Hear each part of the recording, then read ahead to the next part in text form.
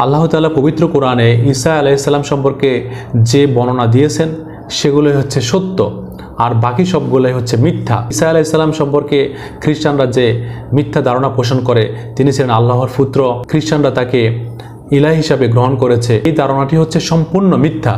আল্লাহ তাআলা বলেছেন তিনি হচ্ছেন আমার প্রেরিত নবী, তিনি ছিলেন আমার একনিষ্ঠ বান্দা।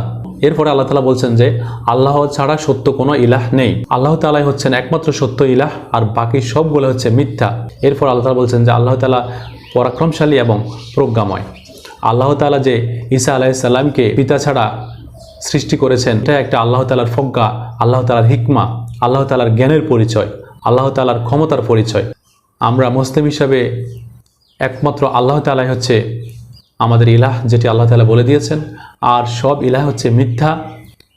খ্রিস্টানরা ঈসা আলাইহিস সালামকে যে ইলাহ মনে করে, তার উপাস্য করে, আল্লাহর পুত্র মনে করে, এই ধারণা সবগুলো হচ্ছে মিথ্যা। আল্লাহ তাআলা স্পষ্টভাবে বলে দিচ্ছেন সূরা আল ইমরানের ৬২ নম্বর আয়াতে, ইন্না হাযা লাহুয়াল কাসাসুল হক ওয়া মা মিন ইলাহিন ইল্লাল্লাহ ওয়া ইন্নাল্লাহা লাহুয়াল আজিজুল হাকীম। নিশ্চয় এটি সত্য বিবরণ, আল্লাহ ছাড়া সত্য কোনো ইলাহ নেই, নিশ্চয় আল্লাহ তিনি পরাক্রমশালী প্রজ্ঞাময়।